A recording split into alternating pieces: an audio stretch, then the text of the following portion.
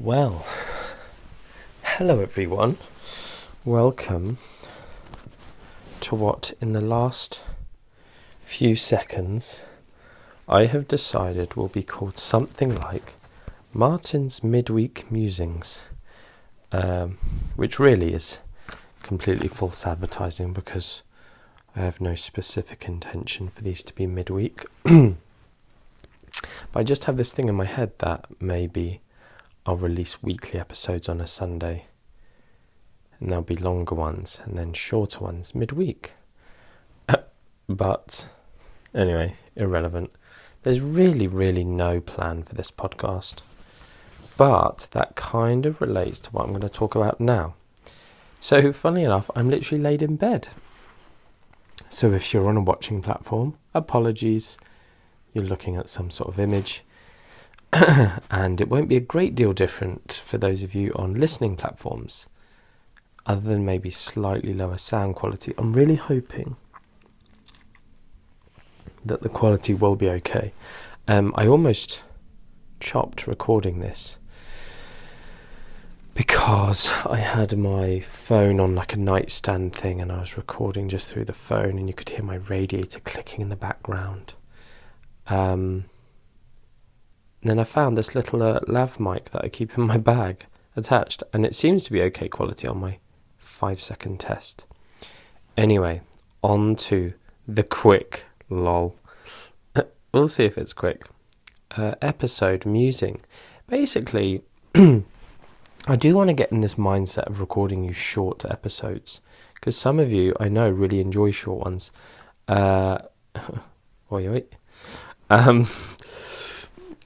Bodes well for me. No, it doesn't bode well for me, actually. I'm always take too long.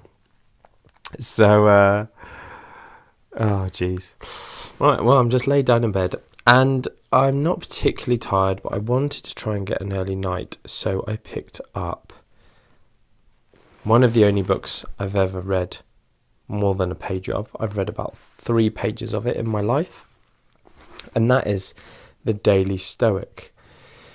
And so I've read, in this book, this sounds funny, right? I would highly recommend it, simply because I know what it contains. 366 meditations on wisdom, perseverance, and the art of living. But it's based on Stoicism. And if you don't know, Stoicism is basically a philosophy and a way of thinking about life and living virtuously, leading a good life. But it has lots of just really good ways of focusing your mind, ways of thinking about situations, which if you ponder over a long period of time, truly change. It can truly change the way you think about life. And actually something I said in my stories today, the day I'm recording this is the day, the Monday after Boris cancelled Christmas in the UK for many people. I said in my stories about, this whole thing of gratitude, and gratitude is a huge part of Stoic teachings. And lots of people get upset when they see stuff about gratitude because they create a false dichotomy. So the kind of a false dichotomy is when 2 things can't exist at the same time, essentially. I find it's good to define things like that, false dichotomy, because people use these terms, and then if you're like me, you go and look them up, and then you learn them, and then you use them yourselves, and you just end up leaving some people confused. So anyway, people create this false dichotomy that when someone talks about, focus on gratitude, focus on what you can be grateful for, that you can't also be sad at the same time. And a cool thing about Stoicism is this idea of, it is interesting. It has some interesting things, like basically expect the worst.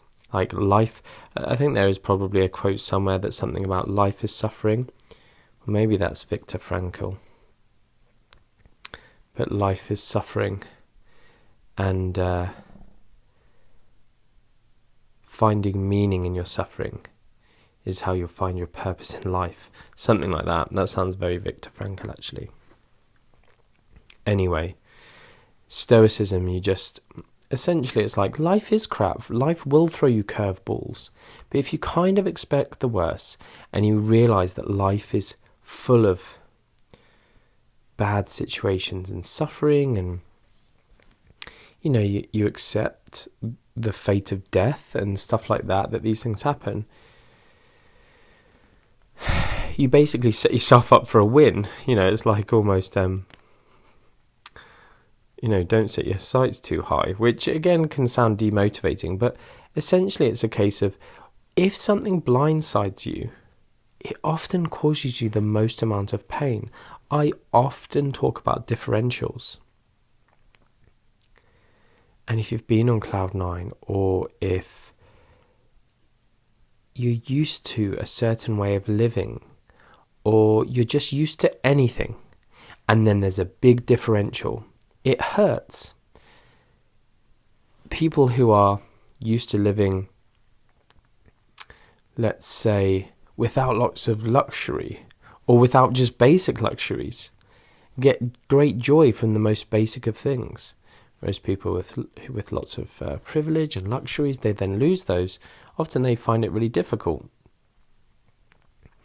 So, with this thing of Stoicism, it's this thing of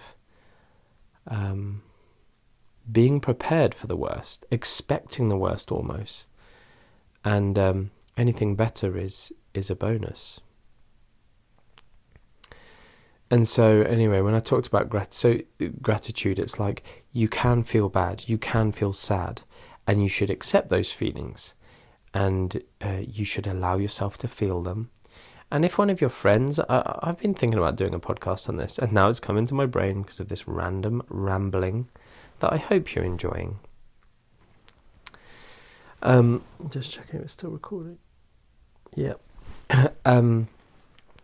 If one of your friends comes and says that they're feeling down or something bad has happened, one of the worst things you can do is dismiss it with what some people think is helpful. And often, as a well-meaning friend, people might say this, but it could be worse. It doesn't make anyone feel better. It's just this. I've heard this term used a couple of times recently: toxic positivity, and dismissing negative feelings, dismissing sadness, and just going kind of like a get over it. Just cheer up. It could be worse. Or it'll all be better tomorrow. Just anything that's just this, I call it false positivity, or often I say it. I use this term often in MNU, reverting to type, and people just kind of, maybe it's not reverting to type so much. It's essentially false positivity or false assurance, and part of hostage negotiations. They talk about stuff like this, where making disingenuous statements that are clearly disingenuous. If someone just goes, I'm sure it'll be all right. Well, how are you sure? How do you know? Why are you so sure? Because sometimes things aren't all right and they go wrong. And yes, another door might open. Or yes, it might lead to something better. But you don't know that that's the case. And maybe actually something bad happens. And I'm keeping this very broad because there's no arguing against it. I hope it'll be okay. Oh, cool. Well, I've got terminal cancer. Oh, it'll be okay. Will it? It's this false positivity. Oh, I've got this exam. I'm really worried. I'm sure you'll do well. Are you? How do you know? What if I have a panic attack in the exam? That's a specific example I've given to my staff in the past when talking to students. Don't fill people with false hope. Be true in your words. Make sure the words you're saying are genuine and they're meaningful. In hostage negotiations, if someone says, you're a clever guy, and they're talking to someone who clearly lacks an academic background, they're someone who doesn't speak very well or something like this because they haven't been at school or whatever, rather than saying, you've got street smarts or you're clever, straight away, how do you know I'm clever? I'm not clever. I don't believe myself to be clever. It's just disingenuous. So anyway, trying to trace my steps back to where I was. But as a friend, don't give this false positivity. Allow people to hear. Listen to them, feel their pain. And that's the same with yourself. Feel your sadness. And I talk a lot about this term, or this word, acceptance. Like, accept that you're sad. When Boris' announcement came up, I was gutted. I was really, really sad. It took me by surprise. It was such horrible news. For reasons I won't go into, for me. And I was really sad. And but sometimes it's this sad, and then you just get into a downward spiral, and you don't at some point start to try and take yourself out of that, and also judging yourself if you're like, okay, I need to think of all the positives, and you keep doing that, and then you come back to some sadness and going, I failed. You haven't failed.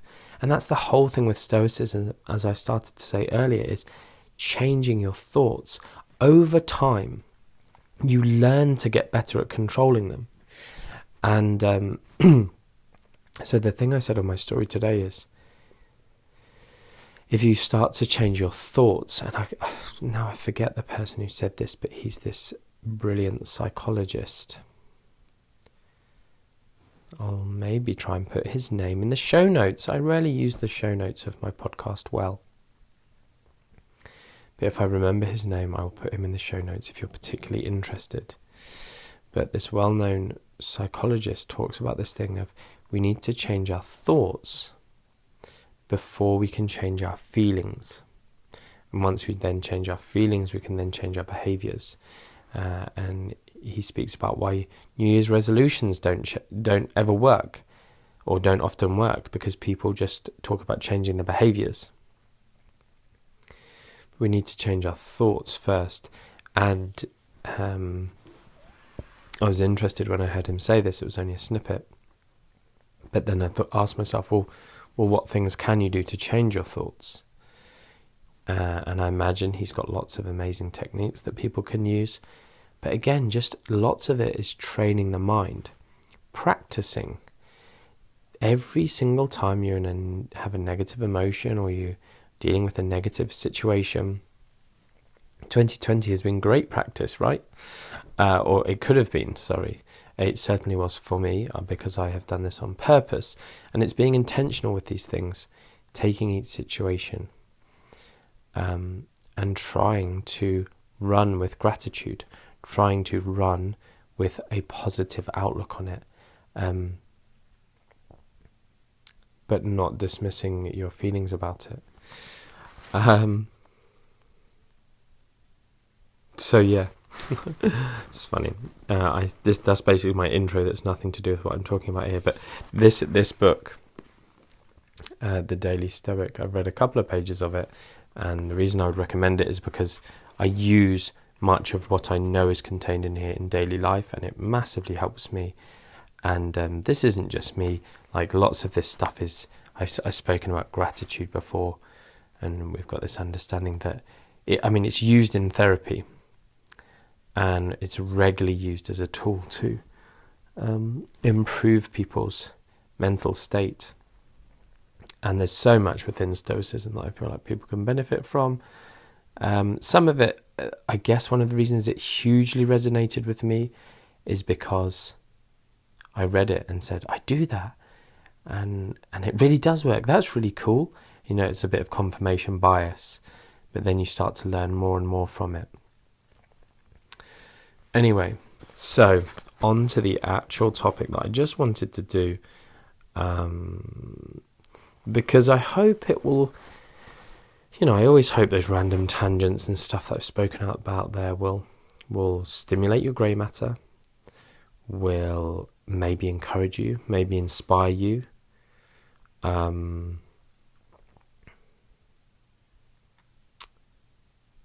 And so the purpose of this is for that very reason, because I actually felt slightly encouraged and inspired by what I read here.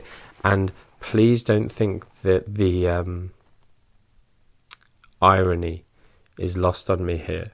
So I turn to today's date, the 22nd of December in this book, and I'll read you what it says. For it is disgraceful for an old person, or one in sight of old age, to only have the knowledge carried in their notebooks. So just to explain that, all of these philosophers and people in these olden times, they seem to carry these notebooks and write down all of these things that they learn from all of these badass other philosophers and stuff. And sorry, I keep getting distracted because my bedside lamp thingy that charges my phone keeps flashing. It's a bit weird. Anyway, carry these notebooks. So let me carry on. Zeno said this. What do you say? Cleanthes said that. What do you say? How long will you be compelled by the claims of another? Take charge and stake your own claim. Something posterity will carry in its notebook. So that was Seneca. So it might be a bit confusing, right? But basically, let me just read you this little bit underneath. So Ralph Waldo Emerson, who's also someone who people quote all the time, he wrote, it says, Ralph Waldo Emerson complained how writers dance around a difficult topic by relying on quotes. I hate quotation, he wrote. Tell me what you know. And it was really cool, right? Because as I was reading this, it actually spoke to me. And it's funny because I'm reading quotations by other people to then talk about tell me what you know. And it's kind of given me an encouragement because around these types of episodes and my wisdom episodes, and it says here, your own experiences have value. You have accumulated your own wisdom too. Stake your claim. Put something down for the ages in words and also in example. And so basically, yeah, I was just encouraged in that.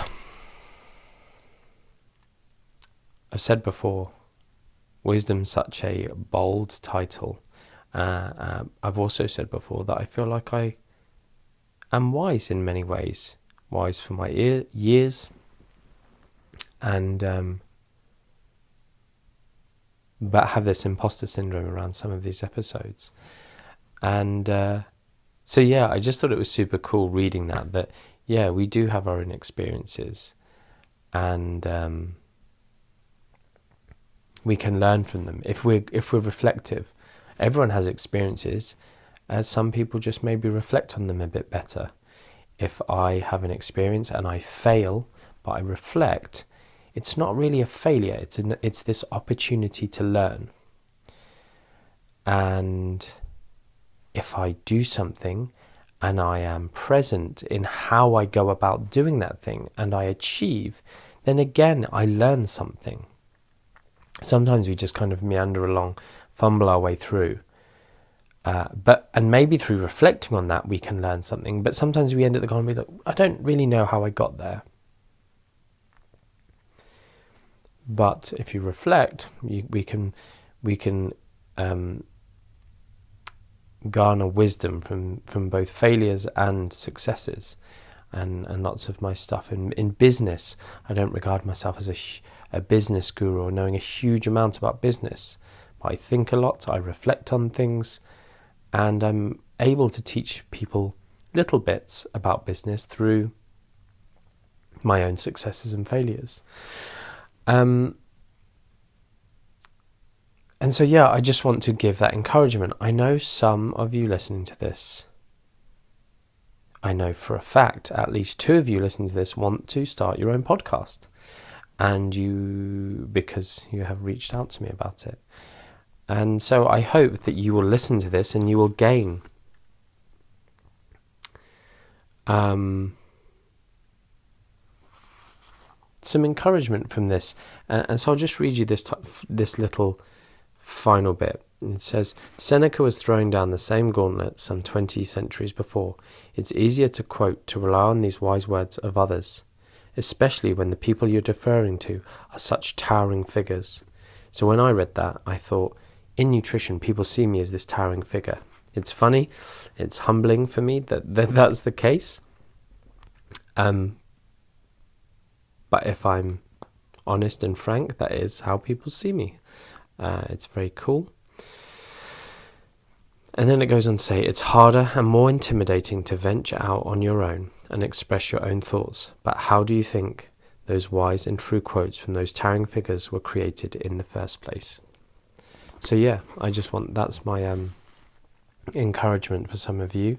It doesn't have to be a podcast, those of you wanting to help others.